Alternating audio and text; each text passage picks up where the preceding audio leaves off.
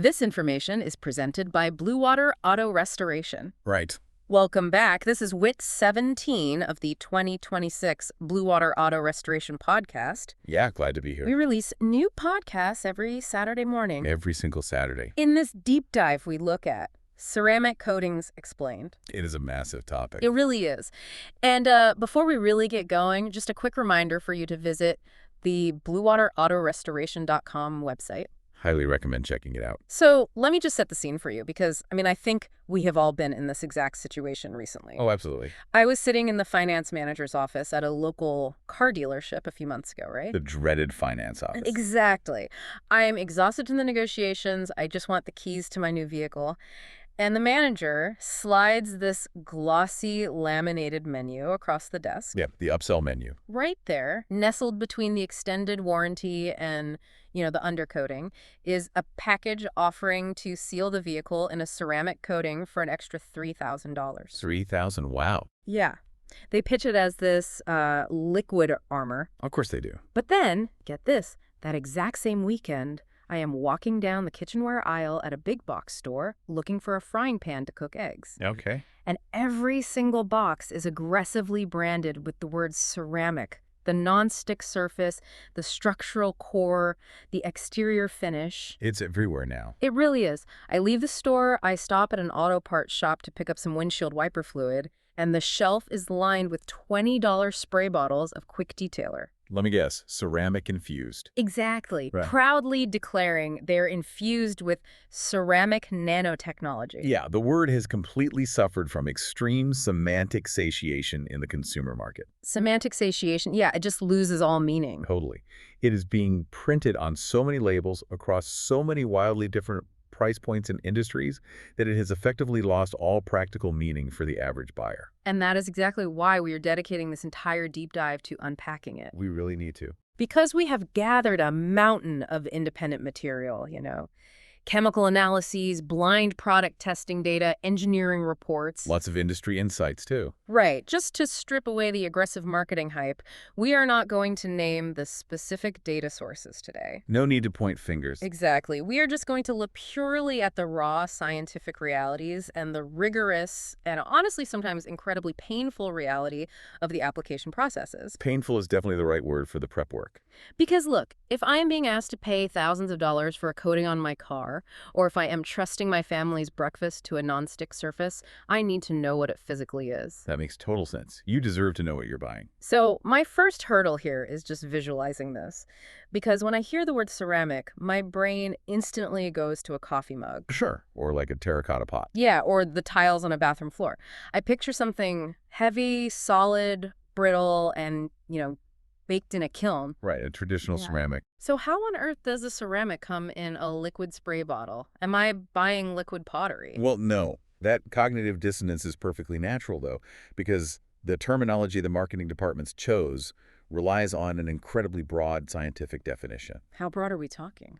In material science, a ceramic is simply an inorganic, non-metallic solid that is prepared by the action of heat and subsequent cooling. Okay, that's a very textbook definition. It is. But when we talk about these modern coatings, we are looking at a very specific subset of that science. At its absolute core, what we are talking about is a liquid polymer. A liquid polymer? Yeah.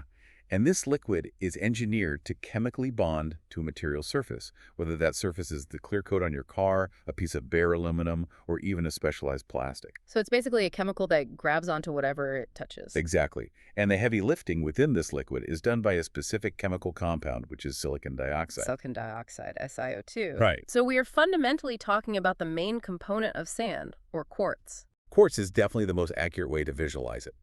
SiO2 is basically a network of silicon and oxygen atoms. Just floating in a liquid. Well, depending on the specific formulation a chemist is trying to achieve, they might introduce other metallic oxides to tweak the properties. Like what? What else do they add? You will often see titanium dioxide, or TiO2, added for increased heat resistance. Oh, okay. Or compounds like alumina and zirconia to enhance the physical hardness of it. But the SaO2 is always the star of the show. See, I'm still stuck on the liquid aspect. How it stays liquid. Yeah. If we are dealing with quartz, which is a solid crystalline mineral, how does a chemist get it into a liquid state that I can wipe onto my hood? You aren't melting quartz and bottling it. No, no, you are definitely not pouring molten glass out of a plastic bottle. That would be terrifying. Right. So what's actually in the bottle? The manufacturer uses chemical precursors. Typically, these are compounds known as silanes or siloxanes. Feels like science. Got it. Yeah. These are molecules that contain the silicon and oxygen atoms, but they are suspended in a highly volatile liquid carrier. Like a solvent. Exactly, usually a complex mixture of chemical solvents. When you take this liquid and apply it to a surface, those carrier solvents are exposed to the air and begin to evaporate. Okay, makes sense. In the detailing industry, they refer to this evaporation phase as flashing. Flashing, like it just dries up. Well, it isn't just drying like water drying on a counter. It is actually a chemical reaction. Wait, what triggers the reaction? Just the oxygen in the air? It is actually the moisture in the air. Humidity. Yeah. The process relies on ambient humidity to trigger a hydrolysis reaction. Hydrolysis. Okay, so water breaks it down. Right. As the solvents outgas and flash off, the siloxane molecules begin to shed water and alcohol byproducts. So it's literally pushing out the stuff, keeping it liquid. Exactly. As they do this, they reach out and cross-link with one another. And crucially, they cross-link with the porous microscopic structure of the substrate beneath them. So it grabs onto the paint itself. Yes. They form a semi-permanent chemical bond. The liquid transitions into a microscopic, hard, flat, continuous network of silicon-oxygen bonds. So it actually turns into glass on the car. It essentially cures into a nanolayer of glass-like ceramic. Yes. Hold on, I'm struggling with the physics of that. Which part? Let's say I accept that I have just chemically bonded a layer of glass to my car's paint. Okay. If I am at the grocery store and a runaway shopping cart bumps into my bumper, why doesn't this liquid glass shatter?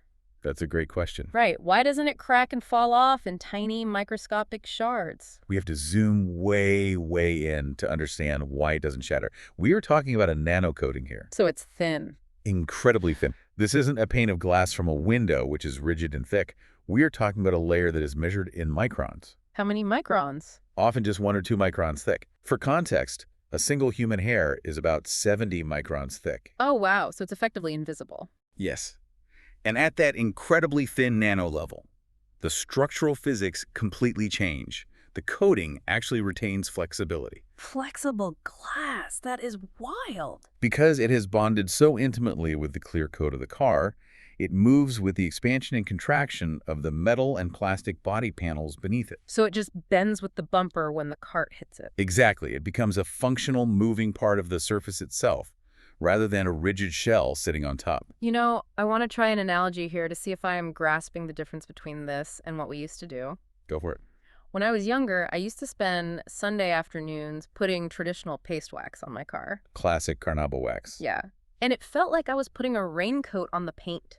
It's this thick layer of wax that just sits heavily on top of the skin. Right, it's a mechanical layer. And it repels water beautifully for a while, but eventually the raincoat degrades. You know, the sun melts it, harsh car wash soaps strip it away, and a few months later you have to apply a new raincoat. Exactly. It washes away. But what you are describing with this molecular cross-linking, it sounds less like putting on a raincoat and more like introducing a microscopic genetic mutation that fundamentally alters the skin itself to make it reject water. I love that.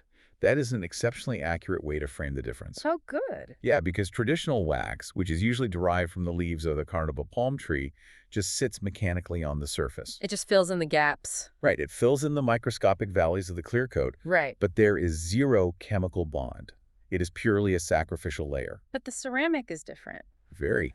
The ceramic coating, because it undergoes that hydrolysis and cross-links with the clear coat molecules, establishes itself as the new functional surface. So it is the new clear coat, essentially. Yes, and once it cures, it creates an intensely hydrophobic layer. Hydrophobic meaning it hates water. Exactly. The surface tension is altered so dramatically that water simply cannot find a porous anchor point. Yeah. So it violently repels away. That's why you see those videos of water just flying off the hood. Yes. It also provides profound chemical resistance against acids and alkalines, and it physically hardens the surface beyond what the factory clear coat could achieve alone. Okay, so the difference between the $20 bottle of spray I see at the auto parts store And the tiny glass vial the professional detailer uses, does that just come down to the sheer volume of that SiO2 suspended in the liquid? The concentration is absolutely the primary differentiator. The consumer market is essentially split into two tiers based on this, Pro and amateur. basically. Uh, You have professional-grade coatings, and you have consumer-grade variants. The professional coatings are highly concentrated. how concentrated? We are often looking at formulas where the active SiO2 and resin content is over 80%. Wait, 80% solids in a liquid? Yeah, That sounds like it would basically be the consistency of a thick syrup. it is incredibly viscous. And because the solids concentration is so aggressive, the carrier solvents required to keep it in a liquid state until application have to be incredibly potent. So it smells awful, I'm assuming. Oh, these professional formulas are highly volatile. They have intense chemical off-gassing. Dangerous to breathe. Very. They can be dangerous to inhale, requiring proper ventilation and often organic vapor respirators for the installers. Wow, so you can't just slap this on in a closed garage. Definitely not. They are strictly sold in tiny little glass bottles because the solvents would actually eat right through standard plastic packaging. That is insane. They cure incredibly fast and they cure incredibly hard. Consumer products, on the other hand, are heavily diluted. To make them safer. Yes, they utilize the exact same foundational SiO2 chemistry, but at vastly lower concentrations. So they put it in plastic bottles. Right. They are suspended in milder solvents or even water-based carriers, so they are safe to handle, much easier to wipe off, and far more forgiving if an amateur makes a mistake in their driveway. That makes a lot of sense. Now, before we move off the basic chemistry, there is a question that popped up constantly in our source material that I want to address. Sure, what is it? People hear non-stick, slick, or hydrophobic, and their brain immediately goes to Teflon. Ah, yeah, the Teflon comparison. Is this just a modernized, repackaged version of Teflon? We really need to draw a very hard line here because the chemistry is entirely different. A true ceramic coating does not contain any PTFE. PTFE. PTFE stands for polytetrafluoroethylene, which is the chemical name for the trademarked product Teflon. Okay, so no Teflon in ceramics. There is zero PPFE in these coatings. What is the molecular difference then? Why use one over the other? Well, PTFE is a fluoropolymer. It is essentially a long chain of carbon atoms completely surrounded by fluorine atoms. And fluorine does what? Fluorine is highly electronegative. It does not want to interact or bond with anything else, period. It's antisocial. Very. When you put a layer of PPFE on a surface, other molecules simply slide off it because the fluorine refuses to engage. It is the ultimate friction reducer. But ceramics work differently. Completely. Ceramic coatings rely entirely on the inorganic structures of silicon and oxygen. They don't use fluorine's electronegativity. So how do they repel things? They rely on altering the physical surface energy and creating an incredibly smooth, hard, glass-like barrier. Oh, so things slide off because it's just so perfectly flat and hard. Exactly. This distinction might seem pedantic now, but it becomes critically important when we look at the health implications of kitchenware later on. I see. So we have established our baseline. Yes. A ceramic coating is a liquid polymer heavily featuring silicon dioxide that relies on ambient humidity to chemically cross-link with the surface, creating a microscopic, flexible layer of armor. That is a perfect summary. It is a genuine marvel of modern chemical engineering. But because the science of this bond is so genuinely impressive, marketing departments have taken these facts and sprinted into the realm of absolute science fiction. They really have. It's out of control.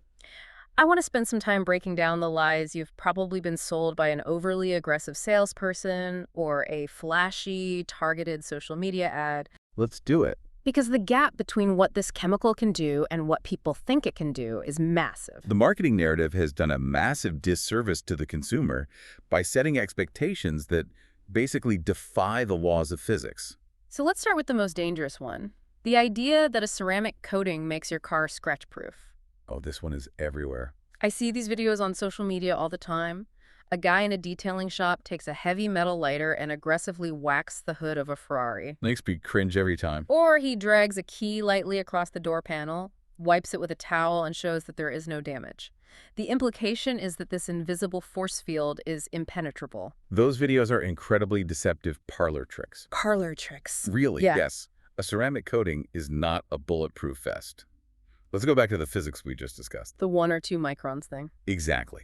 We are talking about a layer of protection that is 1 or 2 microns thick. What it does provide is a fundamental level of resistance to very specific incredibly light micro-marring. Like wiping dust off. Yeah, in the automotive industry, we call these swirl marks. Right, swirl marks. Those are the tiny spiderweb-looking circular scratches that you really only notice when the car is parked directly under a bright street lamp or in the midday sun. Yes. And do you know how the vast majority of those swirl marks are created? Bad car washes. Improper washing. Absolutely. If you are washing your car in the driveway and you drop your soapy wash mitt on the pavement, pick it up without rinsing it perfectly and rub it on your car door. You're basically rubbing gravel on your paint. You are dragging tiny microscopic particles of granite, sand, and dirt across your clear coat. Over the years, that creates thousands of tiny trenches that scatter light and make the paint look dull and gray. And the ceramic prevents that. A professional ceramic coating is physically hard enough to take the brunt of that specific, light abrasive abuse. It acts as a sacrificial barrier so the clear coat underneath doesn't get trenched. But if we scale up the damage... Right. If you were driving down the highway at 70 miles an hour and an 18-wheeler kicks up a piece of gravel that strikes your hood, that rock is going right through the coating. it's going right through the SO2 layer, Right. right through the clear coat, right through the base color, and down to the primer. It doesn't even slow it down. The physical mass and kinetic energy of a rock chip will instantly penetrate a 2-micron barrier. And it will certainly not stop a malicious person with a key from carving into your door. That leads me right to another massive misconception. I have a buddy who paid a substantial amount of money to have his truck coated. Okay. And he proudly told me, I never have to wash this thing again. I just wait for it to rain, hop on the highway, drive fast, and the water beads up and pulls all the dirt off. He thinks it's self-cleaning. Yeah, he literally called it self-cleaning. The self-cleaning myth stems from a misunderstanding of what hydrophobic really means. How so? It is true that the surface tension is so high that water beads up perfectly. It looks like little marbles resting on the hood. It looks really cool. It does. And because the surface is so incredibly smooth at a microscopic level, dirt struggles to find a porous anchor point to cling to. So yes, water and loose dust will slide off with the wind resistance. So his truck will stay cleaner. Your car will absolutely stay looking cleaner for a longer period of time. But rain is not pure water. What do you mean? It's just rain. Rain picks up atmospheric pollutants as it falls. More importantly, the roads you drive on are filthy. Well, true. They're covered in atomized motor oil, diesel exhaust particulates, sticky tar, and vaporized brake dust. Gross. When you drive in the rain, your tires kick up a misty slurry of all those chemicals which dry onto the paint. This is known as traffic film. Traffic film, okay. A ceramic coating is hydrophobic, meaning it repels water. It is not necessarily fully oleophobic, meaning it doesn't perfectly repel heavy oils and sticky tars. Oh, so the oil sticks to the ceramic. Yes. That traffic film will eventually build up over the coating, masking its properties. Your car will still get dirty. So you still have to physically wash it. You can't just rely on the rain. You must physically wash it. And here's the brutal irony. If you wash it improperly, you could destroy the thousands of dollars you just spent. Wait, washing it destroys it? If you do it wrong. Yeah. If you take a beautifully coated car through an automated drive-through car wash, the kind that uses those heavy spinning nylon brushes. Oh, the slap and scratch washes. Exactly. Those brushes act like a giant weed whacker against the paint. They are covered in the grit and grime of the 100 cars that went through before you. And that grinds off the coating. Those brushes will rapidly abrade and degrade that expensive SO2 layer. You have to maintain a coated car with pH-neutral soaps and careful 2-bucket hand-washing techniques to preserve the chemical integrity. Which brings up the word I see plastered across every dealership brochure and warranty card. Permanent. Ah, yes. Permanent. They sell you a lifetime warranty or they promise a permanent bond. But if an automatic car wash can degrade it, it clearly isn't permanent. The use of the word permanent in this context is a masterclass in relative marketing. It's just a lie, basically. The truth is, nothing exposed to the elements on a moving vehicle is permanent. Period. If you actually take the time to read the fine print on those lifetime warranty contracts, you will find they are heavily fortified with loopholes. Like what kind of loopholes? They almost universally require you to bring the vehicle back to the installer for a mandatory, often paid, annual inspection. Oh, so you have to keep paying them. Yes. During this inspection, they apply a chemical boost or a silica sealant over the coating to rejuvenate it. If you miss that annual appointment, Your lifetime warranty is instantly voided. So the warranty isn't actually a guarantee of the chemical's longevity. It's essentially a subscription model disguised as a one-time purchase. It is a maintenance contract. Think about what the vehicle endures. Every single day, the coating is subjected to intense ultraviolet radiation from the sun. The sun just bakes it. Photons are bombarding the surface, slowly stressing the chemical bonds. It faces road salt in the winter, acidic bird droppings, tree sap, and harsh industrial fallout. Those chemical bonds will inevitably break down. So why can they legally call it permanent? When they use the word permanent, they are really just juxtaposing it against traditional carnival wax. Wax melts and washes away in 2 to 3 months. Oh, so compared to wax, it feels permanent. Exactly. A high-quality, professionally applied ceramic coating will last years. Typically anywhere from 1 to 5 years, depending on the chemical formulation and whether the car is garage kept or parked outside. But it is not forever. You know, our sources noted a brilliant analogy from an industry veteran regarding this. Oh, let's hear it. They said, sure, a ceramic coating is completely permanent. All you have to do is apply it, park the car in a climate-controlled, dark garage, inflate a giant plastic bubble around it, and never look at it again. Then, yes, 5 years later, it will be pristine. That is hilarious and completely accurate. The mere act of existing in the real world degrades it. Exactly. Entropy always wins. Always. And when it finally does come to entropy, how does it fail? Because people hear coating and they imagine the clear coat failures we all see on older cars from the 90s. The peeling clear coat. Yeah, the ones driving around with giant white patches of clear coat flaking off the roof like a terrible sunburn. Does a ceramic coating peel off in sheets when it dies? That is a very logical fear based on how older automotive paints failed. But it fundamentally misunderstands the chemistry we discussed earlier. It's because it's bonded to the paint. Right. Because the siloxanes have cross-linked with the clear coat at a molecular level, there is no distinct, separate physical edge to catch and peel. It cannot delaminate and chunk. So it doesn't flake off. No. Instead, it simply wears away gradually, micron by microscopic micron, through physical abrasion and chemical weathering. But if it's invisible and it doesn't peel, how do you even know it's gone? You observe the loss of performance. Like what? The first thing you will notice is a tactile change. The paint will no longer feel incredibly slick to the touch, but the undeniable visual cue is the water behavior. The beating stops. Exactly. When the coating is healthy, the contact angle of a water droplet is very high meaning. It forms a tight, tall sphere. Looks like little glass beads. Yes. As the coating degrades, that contact angle drops. Instead of violently beating up and rolling off the hood, the water will start to lay flat, look sluggish, and pool on the surface. It just looks like a normal wet car. Right. That loss of hydrophobic tension is the telltale sign that the SO2 layer has eroded. Okay, I have one more question before we move away from the misconceptions, and this is something that has personally baffled me. Sure. Let's say I am in my garage on a Saturday. I wash my car, I dry it, I stand back, and I look at it under the fluorescent garage lights. To my eyes, the paint looks flawless. It's like a mirror. It looks deep, glossy, perfect. Then I drive it to a high-end detailing shop to ask about getting a ceramic coating. The installer walks out, pulls a little pen light out of his pocket, shines it on my door, and suddenly tells me my paint is a disaster. Yes. The pen light test. He says I have 1 million microscopic scratches and I need 20 hours of labor to fix it before he can apply the coating. What is happening there? Is he running a scam? It feels like a scam, but it is actually a lesson in optics. Optics. He is not scamming you. He is utilizing the deceptive nature of light scattering to reveal what your garage lights were hiding.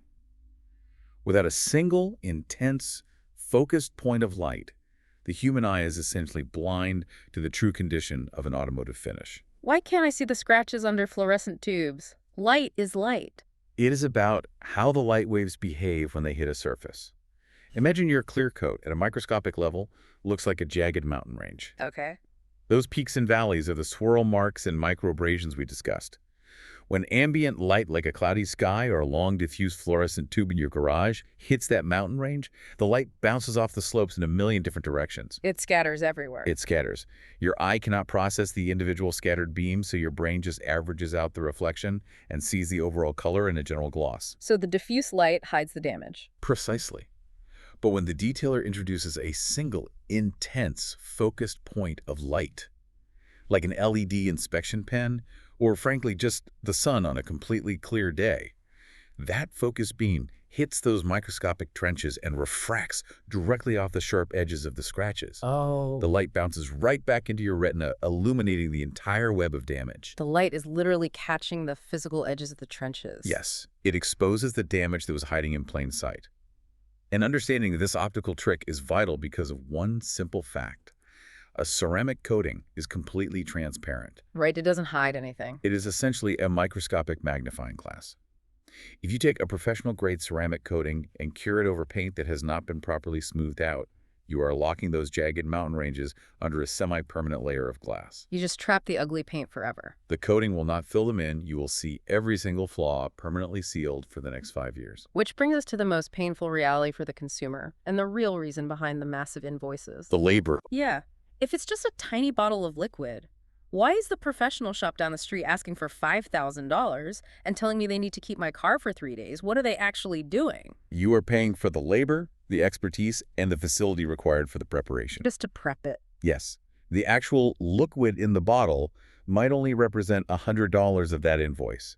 The remaining $4,900 is entirely the prep work. That is wild. And this is where the industry data we reviewed issued a massive warning to consumers about fly-by-night shops. I saw those horror stories in the research. Tell me about the fly-by-night operators. Right now, there is zero barrier to entry to call yourself a certified ceramic coating installer. Wait, no certification? Anyone with an internet connection can buy a bottle of high solids SiO2 and start running targeted ads on social media. And you will see these incredibly tempting offers. Someone operating out of a local parking lot or a home garage offering a full ceramic coating package for $300 or $400. And the consumer looks at the $5,000 quote from the high-end shop, looks at the $400 ad, and thinks, great, I just found a loophole and saved a fortune. It is a devastating trap. At a $400 price point, the installer simply cannot afford the hours of labor required to properly prepare the paint. They just don't have the time. They skip the vital steps. They will run a soapy sponge over the car, quickly dry it, and immediately slap the coating on. And the industry data shows horrific outcomes from this shortcut. We are talking about brand new, six-figure luxury vehicles needing full, bare metal repaints. Bare metal repaints because of a clear liquid. Yes, because if an inexperienced installer wipes a highly concentrated professional-grade SiO2 resin over paint that still has water spots, heavy swirl marks, or embedded dirt, that contamination is locked in. It's literally glued under the glass. Furthermore, if they do not carefully level the coating as it flashes, if they leave thick streaks of the resin, it cures into a hard, raised ridge of glass that looks like a terrible smear. And we established earlier that it doesn't peel off. You can't just take a solvent and wipe away the mistake once it cures. Once it cross-links, it is chemically inert to most solvents. The only way to remove a botched professional coating is aggressive physical abrasion. Like sanding it. You have to take a heavy machine polisher with an aggressive compounding pad and literally sand the ceramic layer away. In the process of trying to grind off the hardened ceramic, you invariably remove a significant amount of the factory clear coat beneath it. So you're destroying the car to fix the mistake. If the mistakes are bad enough, the clear coat is compromised entirely, and the car must go to a body shop to be stripped and repainted.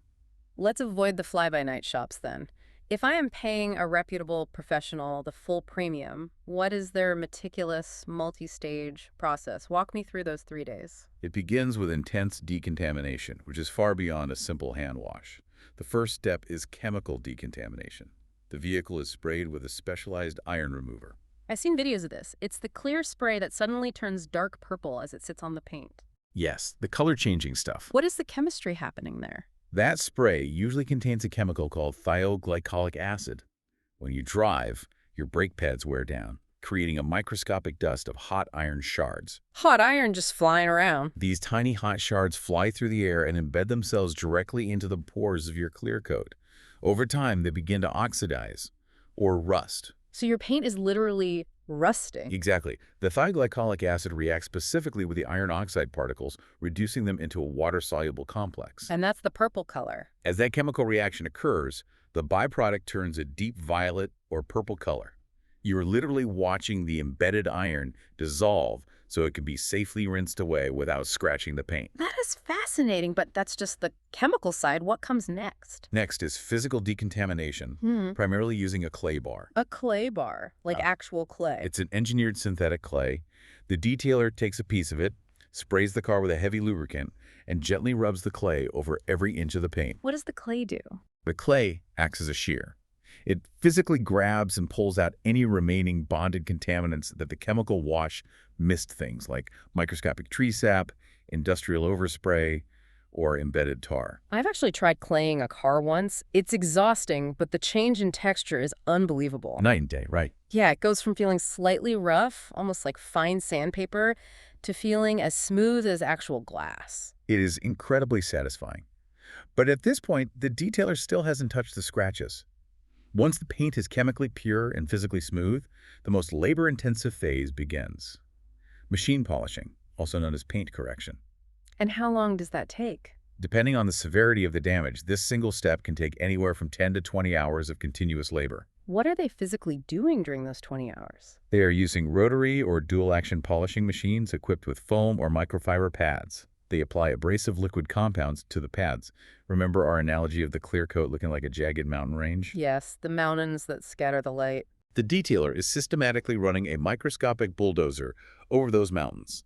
They are physically shaving down the peaks of the clear coat until the surface is perfectly flat and level with the bottom of the deepest scratch. So they are actually removing a microscopic layer of the factory paint to level it out. Exactly. It is a highly skilled trade. They have to balance the heat generated by the friction of the spitting pad against the thickness of the clear coat. And if they mess up? If they generate too much heat or stay in one spot too long, they will burn right through the paint and ruin the panel. Wow. Once the entire car is flawlessly smooth, they wipe it down with a heavy concentration of isopropyl alcohol to strip away any remaining polishing oils. Getting it perfectly clean. The paint must be completely virgin, bare, and chemically sterile. Only then, after 2 days of exhaustive physical labor, do they finally open the tiny glass bottle of ceramic coating. Okay, I have a massive objection here. I'm running the math in my head on 20 hours of labor. Uh-oh. What's the loophole? What if I just bypass all of that entirely by buying a brand new car? Oh no. Let's say I follow the delivery truck right to the dealership lot. I literally peel the protective white plastic off the hood myself, hand the dealer a check, and drive straight home to apply the coating. The paint has 0 miles on it. Surely I don't need to spend 20 hours polishing a surface that was just painted at the factory. That is perhaps the most common misconception in the automotive world. I cannot emphasize this enough. Yeah. You absolutely must prep a brand new car. Really? But it's new. The industry data is definitive on this. Even vehicles with 10 miles on the odometer are covered in what we call transport damage. How does a car that was just built get damaged? Let's trace the physical journey of that brand new car. It rolls off a robotic assembly line, let's say, in Stuttgart, Germany. The paint is perfect. Okay. It is then driven outside and parked in an enormous holding lot near an industrial center, where it sits for days collecting atmospheric fallout. Just soaking up pollution. Then, it is driven onto a specialized train car. As that train travels across Europe, the steel train wheels grind against the steel tracks, kicking up massive clouds of that highly corrosive rail dust, the iron shards we just talked about. Oh, man. Those shards settle all over the new paint. It's being showered in microscopic shrapnel. Then, the car is loaded onto a massive roll-on, roll-off cargo ship. It sits in the belly of that ship for 2 weeks, crossing the ocean, completely enveloped in highly corrosive, salty ocean air. This is brutal. It is unloaded at a port in the United States, sits in another holding lot, gets loaded onto an open-air semi-truck, and is hauled down the highway, taking impacts from diesel soot and road debris. That is a brutal gauntlet before anyone has even bought it. And the worst part is what happens when it finally arrives at the dealership. The dealership wants the car to look shiny for the showroom. So they wash it. So they hand the keys to a lost attendant who is pressured to wash 50 cars a day. That attendant takes a long broom-style brush that has been sitting in a bucket of gritty, dirty, soapy water and scrubs the car down. Oh no! Before violently drying it with a rough towel. The damage inflicted by the dealership wash alone is catastrophic to the clear coat. So the idea of perfect new paint is a total myth? It does not exist. If you take that brand new car home and immediately lock it under a ceramic coating, you are permanently sealing in the German rail dust, the Atlantic salt residue, and the lot attendant's aggressive brush marks. Wow. Every car requires decontamination and polishing regardless of the mileage. That is slightly terrifying, but it makes perfect sense when you understand the supply chain. All right, so the car is perfectly prepped. The liquid is carefully applied. But the wait isn't over, is it? We noted earlier that this relies on ambient humidity to cure. This isn't like wiping on wax and immediately driving to a car show. The curing process is a complex chemical reaction, and it dictates how the car must be treated in distinct stages. The most critical period is the immediate phase. How long is that? That spans the first 0 to 24 hours after the liquid is applied to the panel. What makes that first day so dangerous? The cross-linking process is highly volatile and just beginning to establish its structural integrity. During this 24-hour window, the absolute rule is 0 water, 0 moisture, 0 physical handling. You literally can't touch it. The car must remain indoors in a climate-controlled environment. If a single drop of water, whether from a leaky garage roof, a splash from a puddle, or even excessive condensation lands on the hood during this phase, it will disrupt the chemical bonding process. What happens if it gets wet? It will trap the water molecule within the polymer matrix and leave a permanent, cloudy white water spot cured directly into the glass layer. And you'd have to machine polish the entire panel to fix it. Exactly. Once you survive that first day, you enter the initial cure stage, which generally spans from 24 to 48 hours. Okay, so day 2. The solvent carriers have mostly flashed off, and the coating has bonded enough that the vehicle can be carefully driven outside. However, the surface tension is still fragile. So no washing yet. You strictly cannot wash it with soap, and you should obsessively avoid rain if at all possible. And the final stage. When is it truly safe? The complete cure process takes a surprisingly long time, anywhere from 7 to 14 days, depending on ambient temperatures. 2 weeks. Yeah. During these 2 weeks, the polymer chains continue to harden, cross-link, and settle until they reach their absolute maximum surface hardness. Only after those full 14 days is the coating considered fully stabilized. That is a commitment.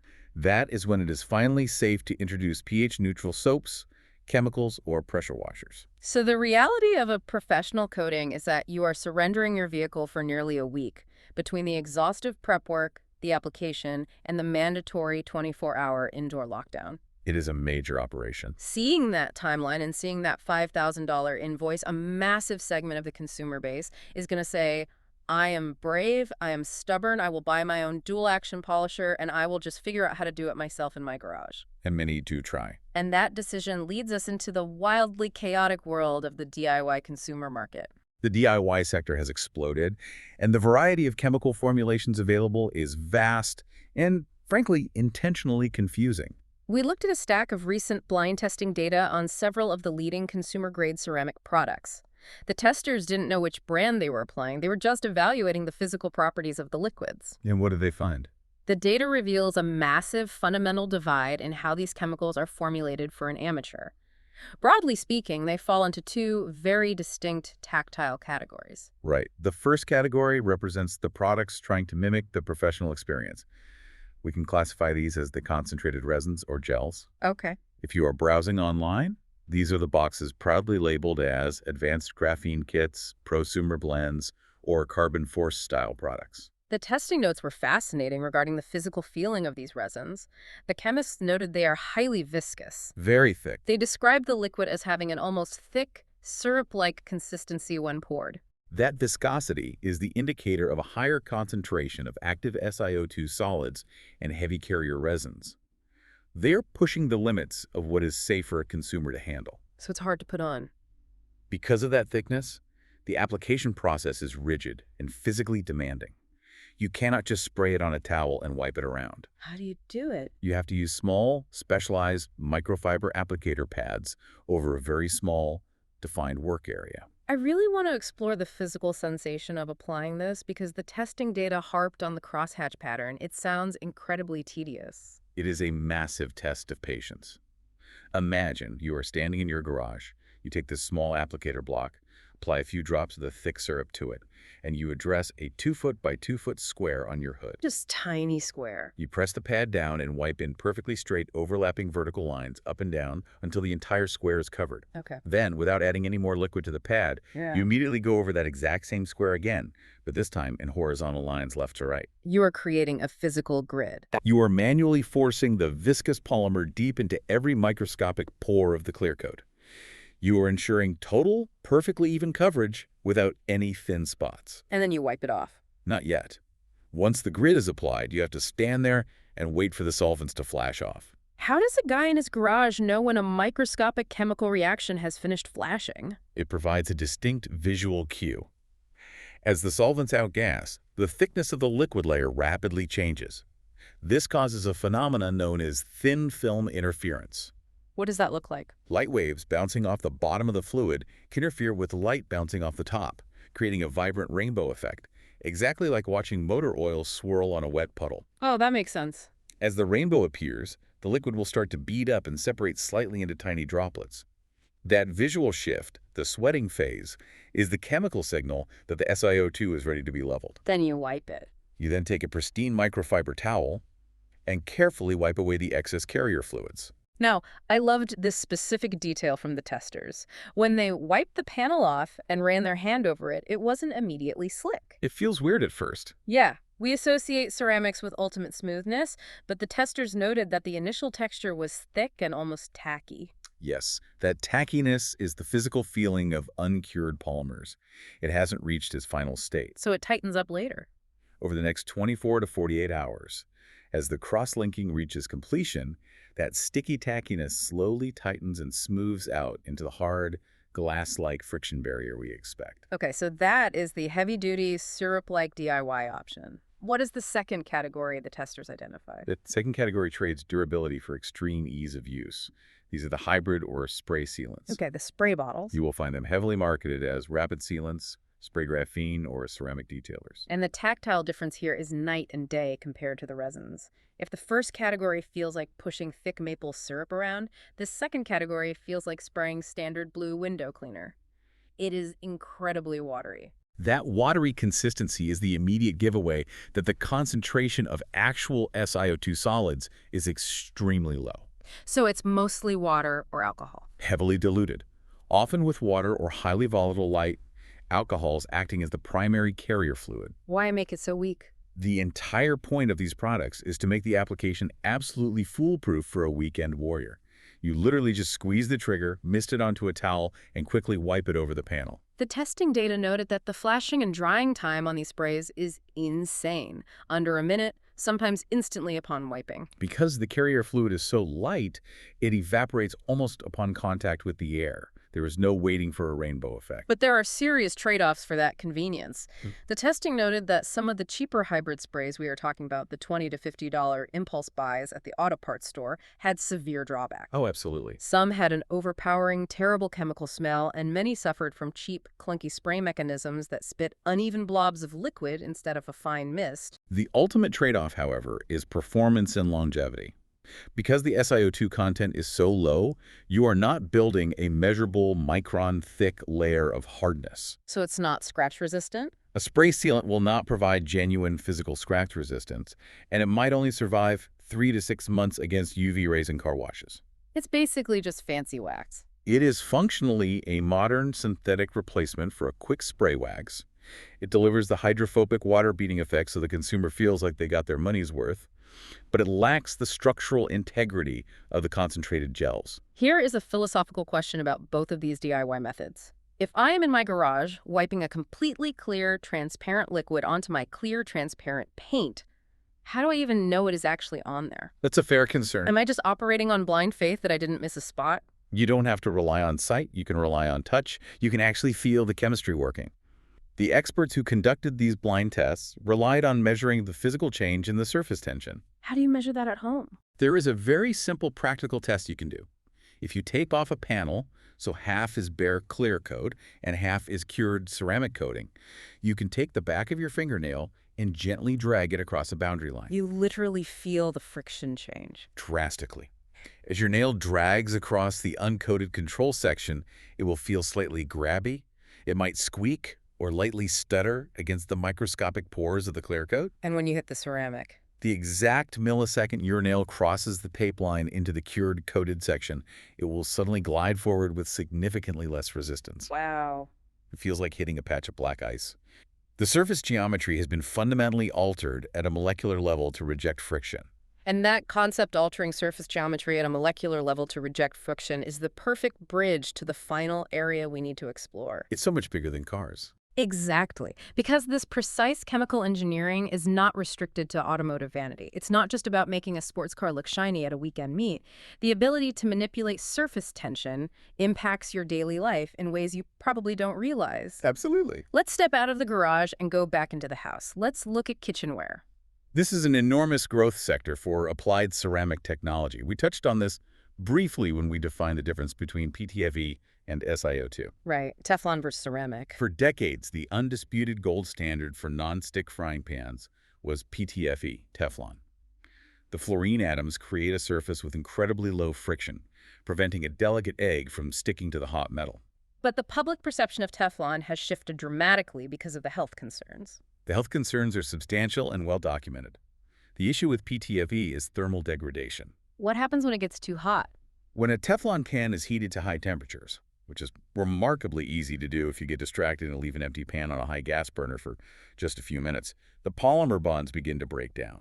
And they release fumes. As they degrade, they outgas toxic chemical fumes. In humans, inhaling these fumes causes a condition commonly known as Teflon flu, which manifests as fever, chills, and headaches. That's awful. More dramatically, these fumes are famously acutely lethal to pet birds in the same house. Wait, lethal to birds? Yes, their respiratory systems are so sensitive that a burning Teflon pan can kill a bird in another room. So the cookware industry was under immense pressure to find an alternative that offered the non-stick benefits without the risk of toxic outgassing. And ceramic coatings provided the elegant solution. Manufacturers utilize a process called sol-gel solution gelation. Sol-gel. Sol-gel. They transition the liquid silicon dioxide precursors into a solid gel matrix directly on the surface of an aluminum or stainless steel pan. They create a non-stick cooking surface that relies on the extreme smoothness and hardness of SO2. And it's safe. The critical benefit is that it is entirely non-toxic.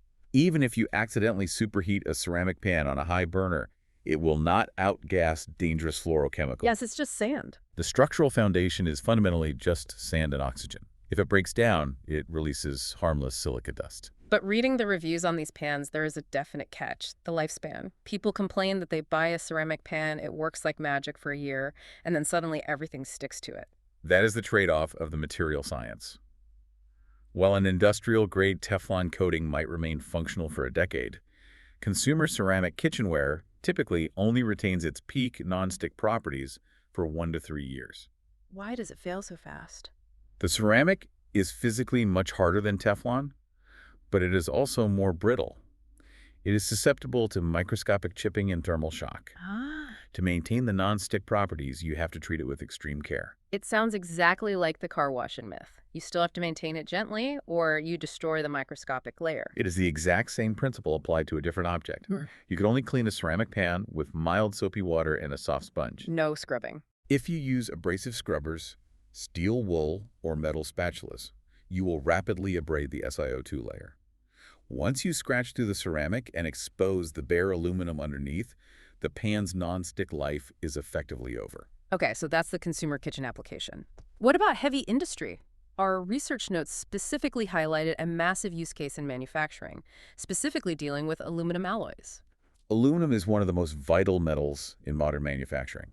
It is incredibly lightweight and naturally resists rusting, unlike iron, and it is highly machinable. We use it for everything. We rely on it for everything from airplane wings and aerospace components to engine blocks and structural framing. But aluminum has a severe inherent flaw. On a metallurgical level, it is relatively soft. So if it's used in a machine where it is constantly rubbing against other metal parts, it wears out quickly. Precisely. If an aluminum component is subjected to constant sliding friction, it will undergo a process called galling. Galling. The metal will literally tear and smear, degrading rapidly. To solve this, engineers turn to industrial ceramic coatings. By applying a thick, hard ceramic layer to the soft aluminum alloy, they create a composite material. Best of both worlds. Exactly. The component retains the lightweight benefits of the aluminum core, but it gains the extreme surface hardness, thermal resistance, and wear resistance of a ceramic outer shell. And the way they apply this at an industrial scale is Honestly, reading the engineering reports, it sounds like something out of a science fiction movie. We are definitely not talking about a guy gently wiping a microfiber towel in a crosshatch pattern. No, industrial application operates on a completely different magnitude of physics. We are looking at aggressive methods like thermal spraying. Yes. I want to spend some time on this because I was reading about a specific thermal spraying technique called the detonation gun method, or the D-gun. hmm I had to read the manual twice to make sure I was understanding it correctly. It is aggressively violent. It is an orchestrated explosion. In the D-gun method, they are not using a liquid polymer resin. They start with the raw ceramic material, often alumina or zirconia, in a dry, powdered form. Basically, a hopper full of microscopic powdered glass and metal oxides. Correct. The machine features a long, heavily water-cooled barrel. The system injects a precisely measured pulse of this ceramic powder into a combustion chamber. Right. At the exact same time, it injects a highly volatile mixture of oxygen and combustible fuel, usually acetylene gas. And then a spark plug ignites the mixture. They literally detonate an explosion inside the gun. So they are using a controlled bomb to shoot powdered glass at a piece of machinery. At supersonic speeds. The intense heat of the detonation, which can reach thousands of degrees in a fraction of a second, instantly plasticizes the ceramic powder. Melts it. It doesn't turn it into a watery liquid, but it softens it into a semi-molten state. The kinetic blast wave of the explosion then propels the semi-molten powder out of the barrel at velocities exceeding 2,500 meters per second. That is faster than a rifle bullet. Much faster. When these supersonic semi-molten particles slam into the cold aluminum substrate, they instantly deform, flattening out into microscopic splats. Slats! That's a great visual. Because of the extreme kinetic energy and the rapid cooling, these splats bond mechanically into the pores of the metal and chemically to each other. And the gun just keeps firing. The gun fires in rapid, deafening pulses, several times a second, building up an incredibly dense, immensely strong, impenetrable ceramic armor over the component.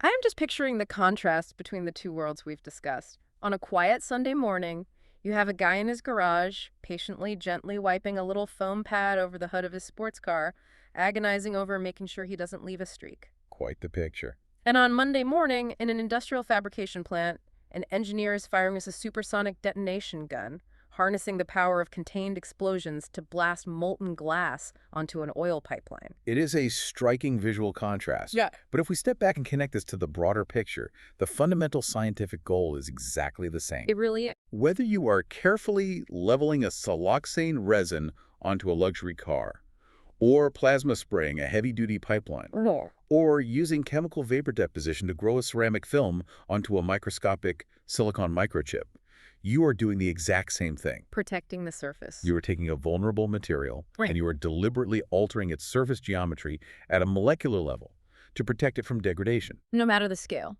Whether that degradation comes in the form of physical friction, thermal melting, or chemical corrosion, the ceramic barrier provides the shield. And realizing that core connection leads me to a final thought I want to leave you, the listener, with today. Because when you look at the trajectory of this material science, the potential is staggering. That's hard to even predict. We have learned how to chemically alter the surface of automotive paint to reject dirt. We can alter a massive pipeline to ignore corrosive acids. We can alter a frying pan to safely reject heat and friction using non-toxic nanoceramics. So what is the ceiling for this technology? That is the ultimate question for the next generation of chemical engineers. We're only scratching the surface of what molecular manipulation can achieve. Imagine a decade from now.